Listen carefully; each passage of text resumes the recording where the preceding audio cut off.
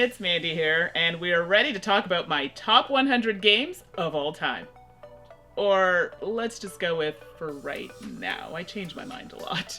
So I'm hoping when you watch this, some of the games will say, hey, I have that, or oh, this is new, let me check that out. Some kind of reaction is always great when you're watching these types of shows. I know you've been waiting with a bated breath to see this list, so I will not keep it away from you any longer. Let's get to it. Number 100.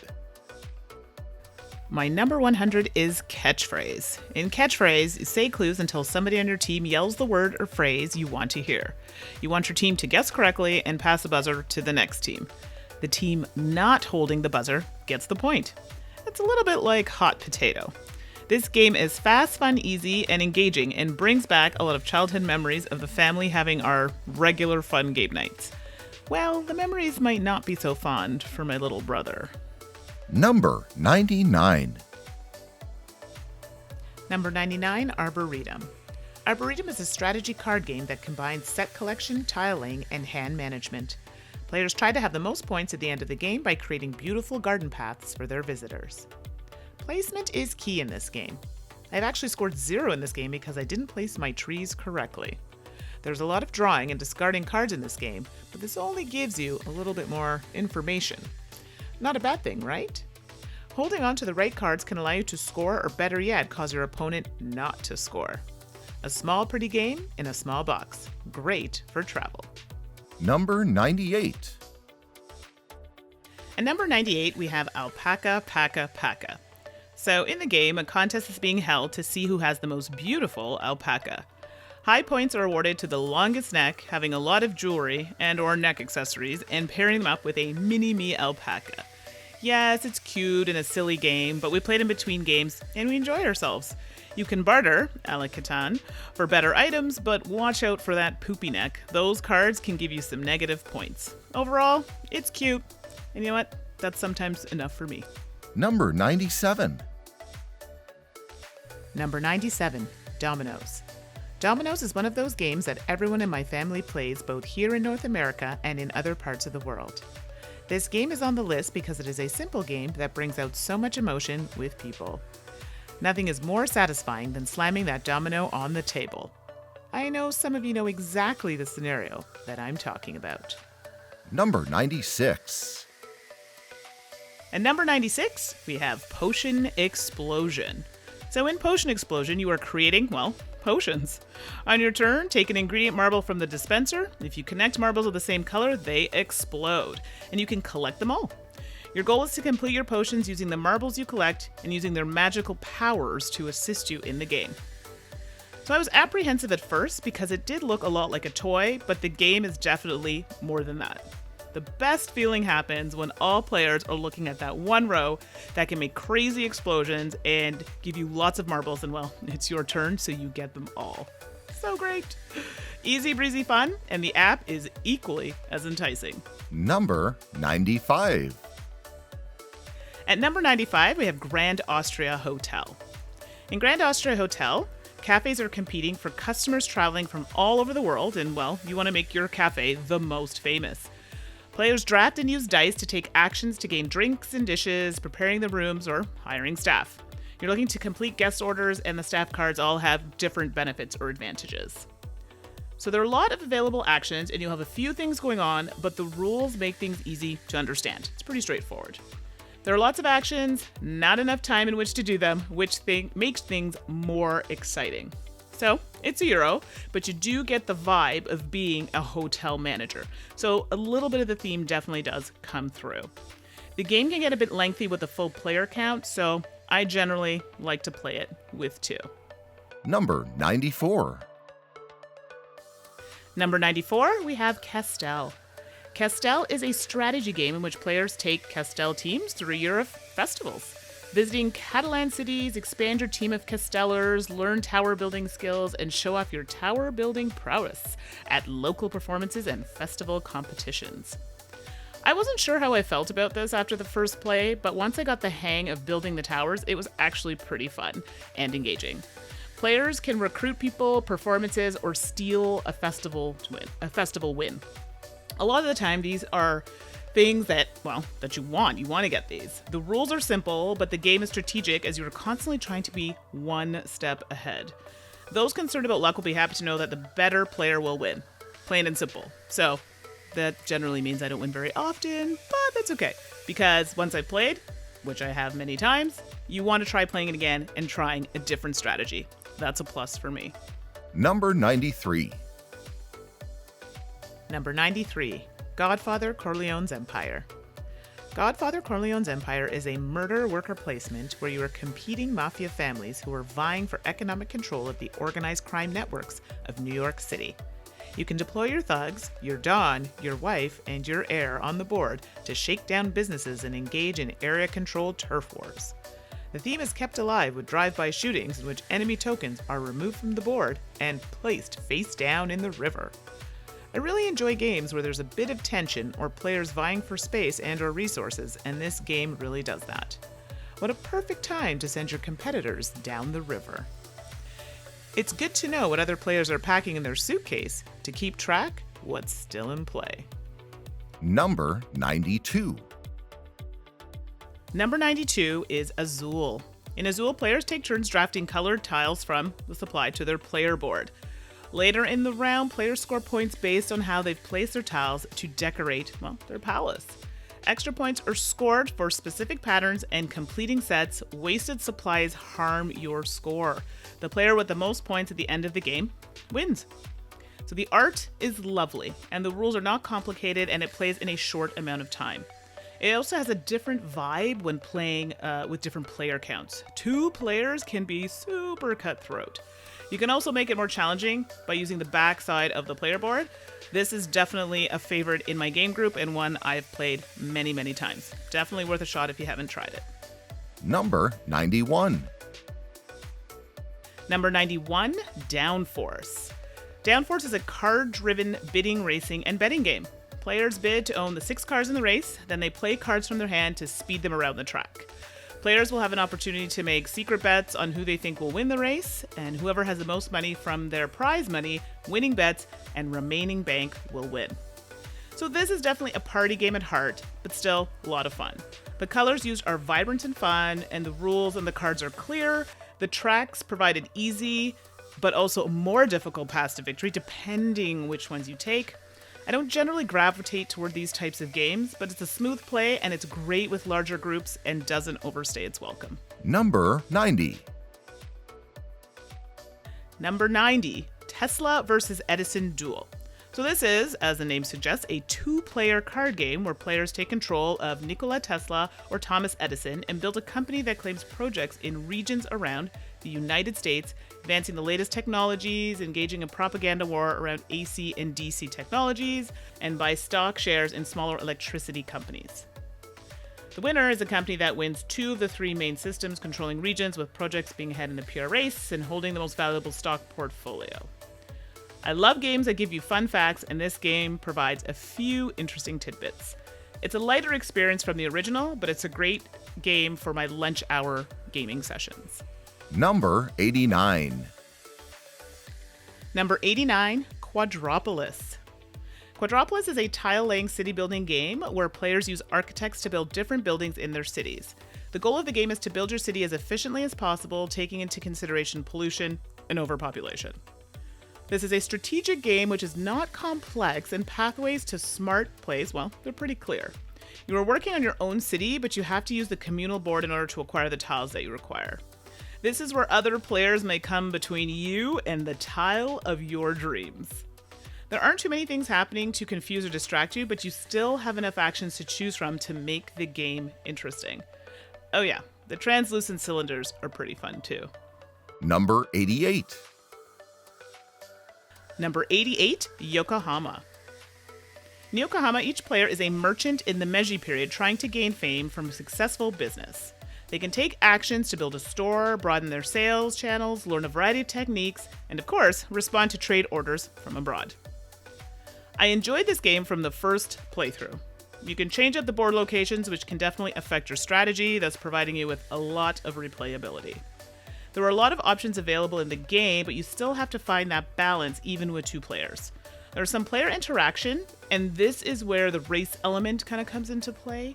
You want to meet achievements first, plain and simple. And just in case you had it on your mind, it is not at all comparable to Istanbul. Number 87. Number 87, Bora Bora.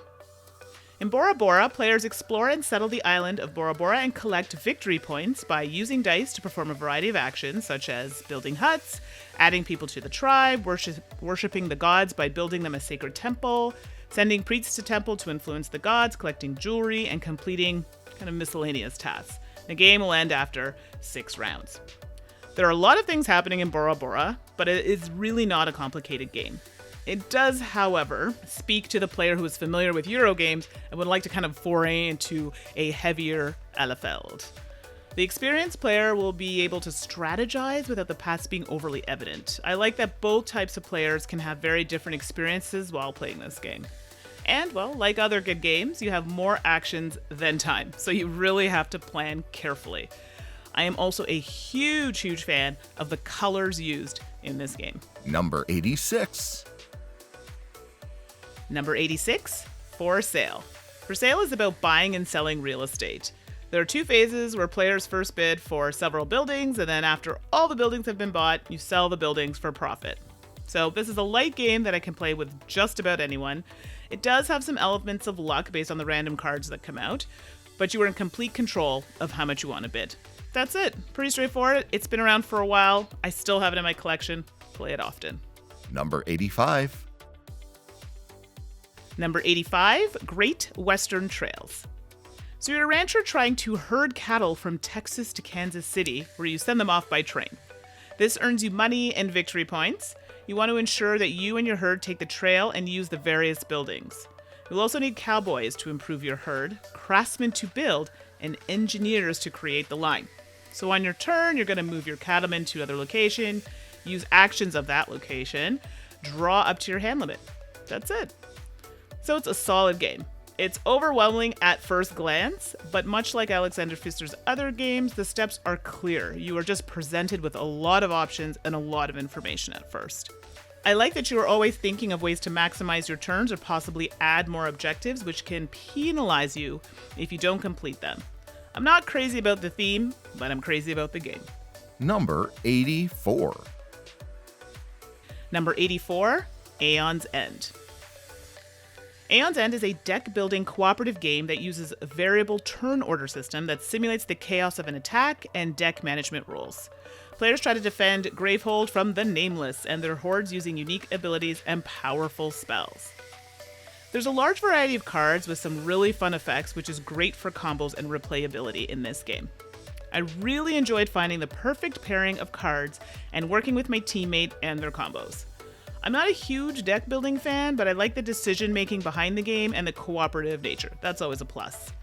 Each character and nemesis have different abilities, which can provide interesting challenges. Some are pretty tough, but hey, I'm not complaining. Number 83. Number 83, Argent the Consortium. Argent the Consortium is a cutthroat worker placement engine building game which uses manipulation and secrecy, in which the criteria for victory are secret and the capabilities of your opponents are constantly changing. I quite enjoy that you can change the board for every play. I also enjoy the magical theme and the interactivity of this game. You have the opportunity to choose what players you'd like to use to take action as the game progresses, and they each provide you with different benefits. Claiming powerful spells by using intelligence and knowledge can be very useful for destroying a room off the board, which may or may not contain other people's figures. There's a lot of decision making, and the type of character that you play can affect you as well as the other players. Sometimes it's not always good, but hey, that's the fun. Number 82. Number 82, Kahuna. So in this game, the board has 12 islands and players use cards to place bridges between these islands or remove opponents' bridges. Having the majority of bridges around an island is great because you get to place one of your marker stones on it and also remove any of your opponent's bridges to that island, which may cause them to lose a bridge majority on an adjacent island and lose a marker stone. The game is played in 3 rounds. I am absolutely horrific at this game, but I thoroughly enjoy it. I keep wanting to play it so I can get better. Even if you try to be nice, you'll eventually encroach on your competitor's area. You need to have those majorities to win the rounds. The game has a bit of a luck factor, specifically the cards. I mean, hey, that's generally how it is when you don't know what's coming out. I do like that you could be losing and make a winning comeback. This, however, has not happened for me. Yet. Number 81. Number 81, Robinson Crusoe Adventures on the Cursed Island. Players are shipwrecked survivors on a deserted island where they will have to build a shelter, find food, fight wild beasts, and find protection from weather changes. The players tell the story and determine how their settlement will look. This game is not easy, but once you start playing, you are invested. I had the initial version rulebook, which was not the easiest thing to navigate, but it was worth it once you got through it. There never seemed to be enough time, food, shelter, well, just about everything. This game really makes you work for that win. You have to take risks in order to take advantage of the few benefits that you do get, so it's not all bad. Cards that have effects now may have other effects later depending on actions you have taken, so some things might come back to haunt you. But hey, it keeps it interesting, keeps you on your toes, and makes you want to progress further into the game. So for me, definitely something that needed to be on my list. Number 80. Number 80, Saint Malo. In Saint Malo, players roll 5 dice to gain various resources. The combinations of dice create enhancements like characters or buildings, which can provide additional victory points, money, or special actions, such as altering the outcome of a die roll. The fun part is getting to draw what you've acquired on your player board using dry erase markers. So you don't have actual components in hand. Get to draw them. You can't forget about soldiers, as you'll need them to defend against pirate attacks. They can be rough. You can choose any of the paths in addition to recruiting soldiers, and they are all viable options. It's a tense roll and write, but I like the tension, and I enjoy that they made the game more creative by allowing players to draw resources or items that they require on the board. Sounds fun to me. Number 79. Number 79, Colosseum. In Colosseum, each player is a Roman impresario producing great spectacles in their arena in the hopes of attracting the most spectators. Players earn wealth and glory for each event run, using it to create an ever more ambitious events.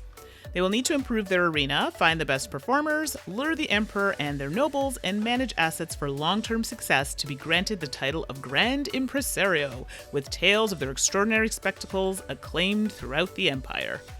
So yeah, there are a lot of decisions to make in this game, and it can be tricky to navigate, but gosh darn, it feels great to get it right. This is more than a gateway game, so it may take a few plays to get a feel for it, but once you do, you'll have a better handle of the mechanics, which there are plenty of, some bidding, trading, and set collection to acquire resources. This is a great game with neat layout and imposed restrictions, which strongly encourage you to optimize your strategy. I like a game that asks you, how are you going to handle the situation? Number 78. Number 78, Too Many Bones. Too Many Bones is a dice builder fantasy RPG where you take on a new race and you go on an adventure to the Northern Territories to root out and defeat growing enemy forces and the notorious baddie responsible. A lot of people hear dice and automatically think random, but the attack and defense of dice design allow you to make your own decisions based on what is available. The monster abilities are diverse and can impact the tactics used to defeat them. Players' characteristics, I think, are well balanced, and the difficulty levels work well within the game. I definitely enjoy the cooperative element and the immersive experience that the game generates. Number 77. Number 77, Rajas of the Ganges. Players each have an estate board with their palace on it and several empty spaces on which to place tiles, as well as a place to store dice and their 3 workers. There are 2 tracks around the outside of the board going in opposite directions, which are your money and fame tracks. The player who can make these 2 tracks cross each other the farthest wins the game. Each of the 3 tracks, money, fame, and river, offer a myriad of bonuses for certain points along the track, or every space in the case of the river, from improving buildings, fame, money, dice, karma, bonus tiles, and extra workers. I like this game immediately. It's a nice midweight game with minimal downtime. You have the opportunity to make many meaningful decisions, and I surprisingly enjoyed the racing element scoring. Number 76. Number 76, Istanbul. Istanbul is a worker placement game where players are merchants who are traveling through the city of Istanbul with assistants, doing a variety of deals and transactions in a race to be the first to acquire 5 gems. The workers are stored underneath your merchant token, and as you move your merchant around the city, you will drop your assistant discs off at locations to finish actions for you, while the merchant moves to another location to drop off more assistants. Players are trying to figure out the best path through the city, which will give them the most efficient series of actions and lead them to victory. It is a simple game, yet there is enough strategy to keep advanced players interested, and it's easy enough for new players to pick up. It is also compact and has a relatively short playtime, so it can be played in a variety of conditions. A great game that is a staple on a lot of game shelves. Number 75. Number 75, Vinos Deluxe Edition. You are all competing Portuguese winemakers competing to establish the most profitable estates and wineries. The components in this game are delightful, especially in this version. I'm not a real drinker, but it really had me with those little wine bottles. There's a lot of player interaction in this game, as well as strong strategy. Once you understand the gameplay, the game becomes easy to navigate and plays are relatively quick, especially it being a heavier game. More game in less amount of time is rather enticing when there are so many games to play. This is a great asset in a game. Number 74. Number 74, Scoville. A round of Scoville consists of a blind auction which determines player order, a planting phase, a harvesting phase, and a fulfillment phase. Each round, the players plant peppers in the fields. Throughout the game, the available opportunities for crossbreeding increase as more peppers are planted. When harvesting, players move their pawn through the fields, and whenever they move between 2 planted fields, they harvest peppers. This is a great game because of the player interaction, challenging choices, for example, what type of peppers to plant and where, the scaling, it plays great at all counts, and the replayability is high. Hey, making peppers is a ton of fun. Number 73. Number 73, The Networks. In the networks, you and your opponents are new television networks, and you need new programming. In order to do this, you'll need shows, stars, and ads. Stars give you bonus viewers, which are points, and ads give you extra money. You want to get the latest and greatest shows before your opponents do. The player with the most viewers after 5 seasons wins. So much fun packed into this game. The humor on the cards is stellar, and I'm absolutely vibing on the theme. Strategic play, comedy, and a lighthearted fun are a great combination, and it works well in this game. Number 72. Number 72, Underwater Cities. The main principle of the game is card placement. It is, however, a worker placement game where you play a card along with carrying out the action on the worker space. If the color for the action matches the color of the card, then you also get to trigger the card. If it's an instant action, then you complete it immediately. Any other type of action, for example ongoing, is then added to your tableau. I liked this game immediately. The rulebook is great, and it is a game that speaks to my preferred tactical gameplay method. You don't start with a lot of resources, but prior to hitting the first scoring, you do have the opportunity to start building in order to generate resources to drive your engine forward. This game started off sounding like Terraforming Mars, and I can see the similarities, but this game executes things much better. It is glorious. Number 71. Number 71, Tiny Epic Galaxies. In Tiny Epic Galaxies, each player controls a galactic empire aiming to expand their influence by acquiring highly contested planets and increasing their cosmic armada. The game revolves around a dice rolling combo mechanic. The number of dice you roll is determined by the strength of your galaxy. Each die is engraved with symbols representing the various actions you can take, such as moving a spaceship, increasing your culture or energy resources, or advancing your political or economic influence over newly discovered planets. I like that this game is portable because I play it during lunch break quite often. The component quality is great and the art captures the theme quite well. The mechanics aren't new, but the way in which they are used makes this game intriguing. Number 70. Number 70, Keyflower. In Keyflower, each round represents a season: spring, summer, autumn, and winter. Each player starts the game with a home tile and 8 workers, each of which is colored red, yellow, or blue. Workers of matching colors are used to bid for tiles to add to their villages, or they can be used to generate resources, skills, and additional workers from a variety of locations, including from other players' tiles. There are many mechanics, a lot of them connected to the keeples, such as bidding, producing, and transporting. The first playthrough is definitely a way to figure out the mechanics of this game, but by the second game, you'll definitely understand it. The interactivity of the auction is fun, and I love that it's a point salad game where you can get points, well, for everything. The variability is huge, as the board is always changing due to the constant introduction of new tiles. Number 69. Number 69, Sans Souci. In Sans Souci, each player has a personal garden that's divided into rows and columns. Each row shows a color, while each column shows one of 9 garden elements, such as the wells or a pavilion. Players start with 1 noble at the top of each column. A shared tile supply board has 5 rows with colored spaces matching the colors on each player board, and 2 columns which are unlabeled. At the start of the game, 10 tiles are placed on the supply board. Each tile depicts one of the 9 garden elements. The game ends after 18 rounds. So this is an entry-level game for any type of gamer, while still offering challenges and some restrictive decisions. The level of decision-making is enough that it does take the game down an overly complex road.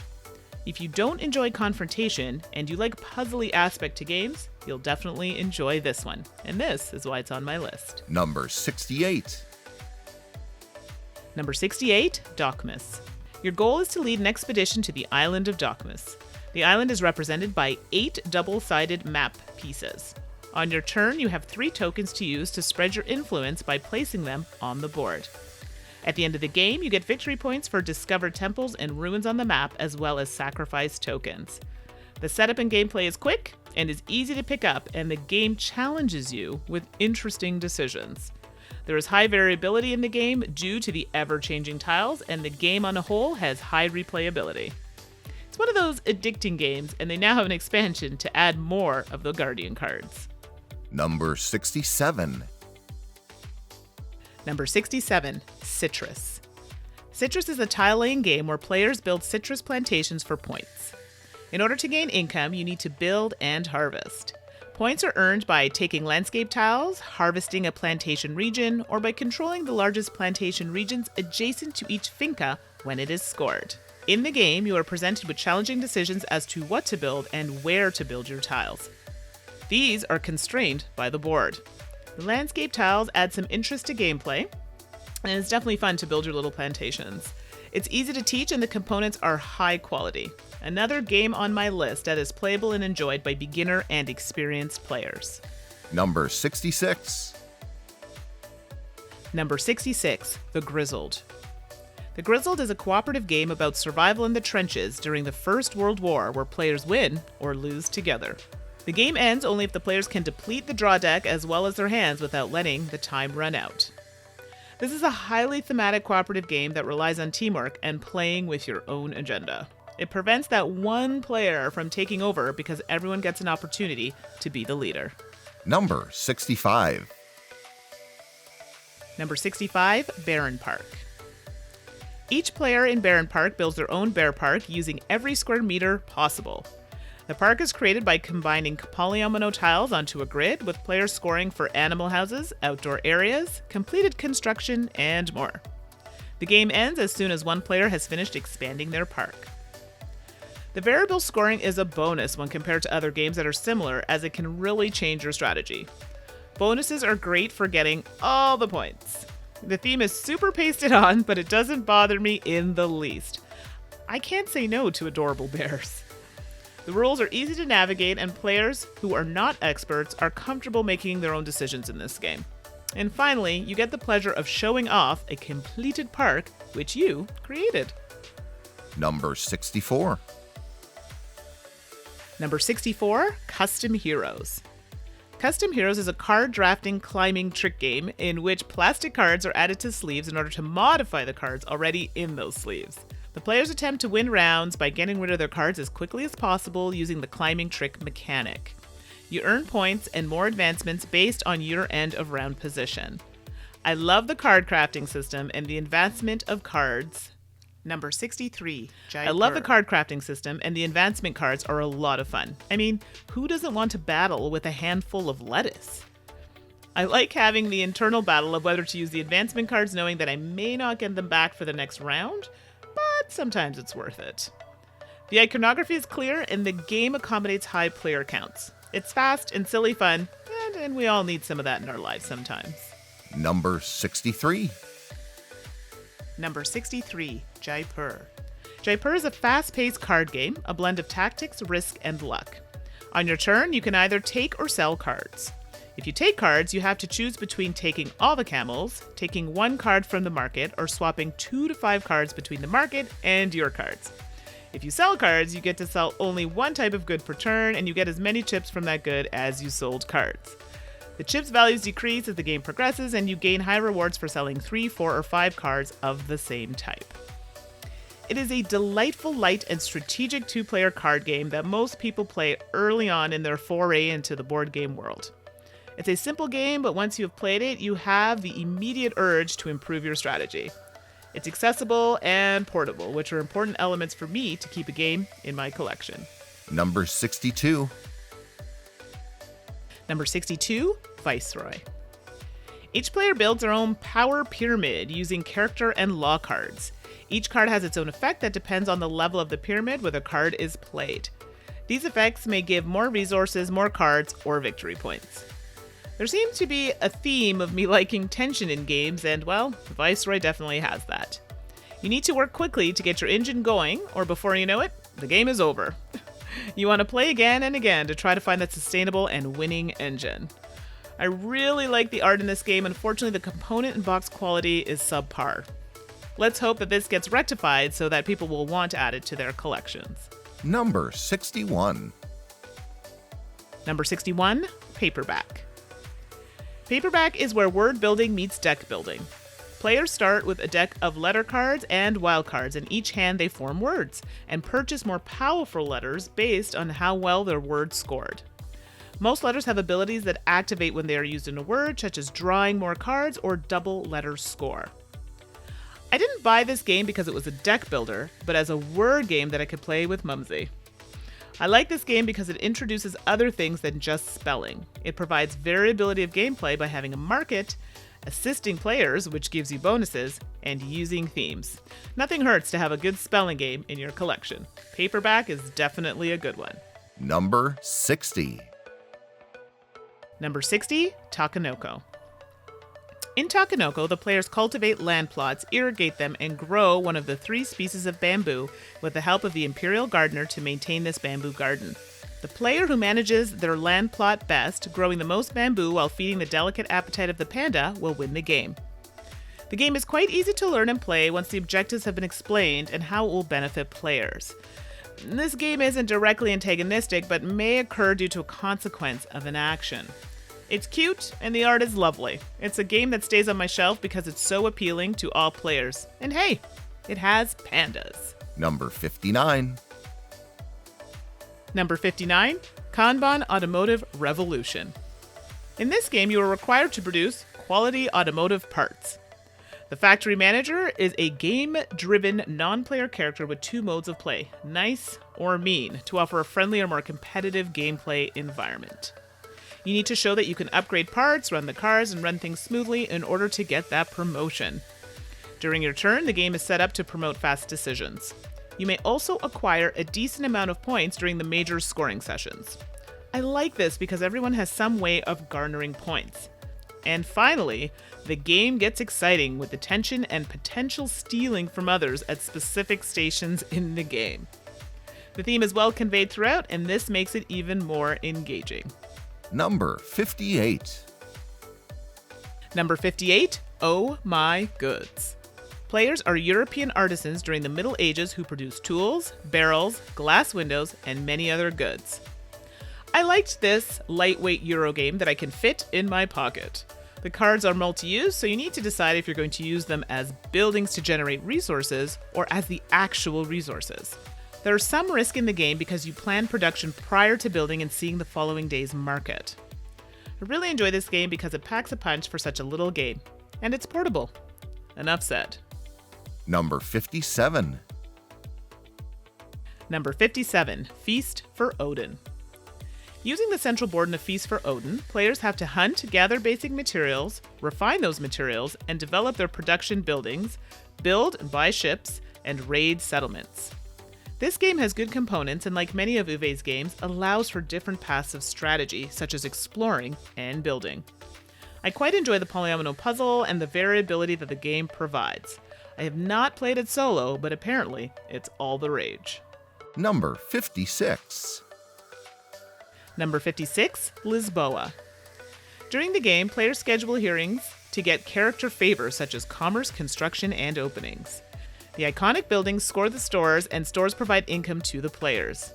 Players need to manage influence, construction, licenses, store permits, church power, workers, and money, with the workers' costs being dependent on the prestige of the players. So I was extremely overwhelmed the first time I played this game, and Vital Lacerda, the designer, told me it was the easier game to play than the Gallerist. I didn't agree at the time.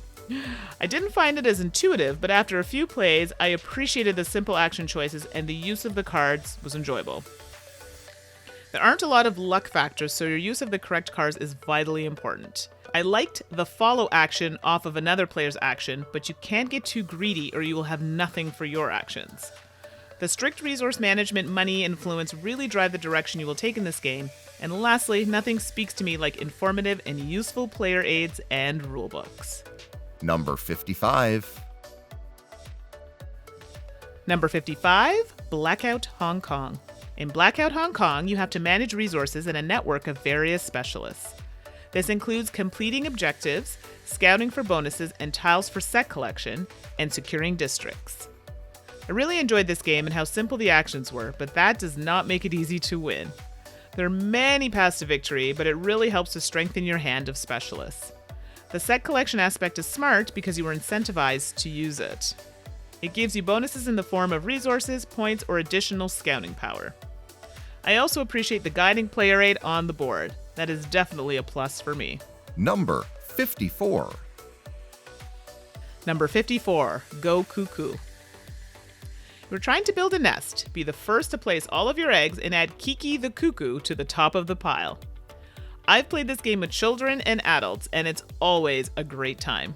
The cylindrical casing does not make it easy to take with you when traveling, but it's a great one to play at home, conventions, and events alike. Number 53. Number 53, Near and Far. Near and Far is a sequel to Above and Below and includes a book of encounters. Players read over 10 game sessions to reach the end of the story, and each chapter is played on a completely new map with unique art and adventures. It provides challenges but gives you the opportunity to exceed them. I think being first is definitely important in this game. You need to be able to get to certain action areas first, which will cause players to become a little more reactive and have to change their strategy. I liked Above and Below, but it never resonated with me. Near and Far I found more cohesive and streamlined. Number 52. Number 52, Linja. Linja is a two-player game where both players start with 6 pawns in their base and with 1 pawn in each of the 6 spaces between both bases. The goal of the game is to place your pawns in the opponent's home base or as near as possible to it. Players want to move efficiently as this gameplay is quick. I absolutely adore this abstract game and its wooden components. This demonstrates that a simple game can still be engaging. Number 51. Number 51, Lords of Vegas. Players pay money and then get to place matching value dice and one of the colored casino tiles to start setting up, their casinos. On each player's turn, players turn over a new card representing a new lot they get. Any built casinos of the matching color will score both money and victory points. You definitely want to expand your casinos and try to take over casinos owned by other players. Make deals to trade lots, casinos and money, or gambling in opponents' casinos to make even more money. The scoring is interesting as you gain more points based on how big your casinos are. By taking over your competitors' casinos, well, this is a nice way for players to become a little more interactive. My mom beats me at this game every time we play, so it's definitely a keeper. Well, there you have it. That is the first part of my top 100 list. So there's more to follow, and hopefully you'll check that out too, all the way to number 1. See you next time.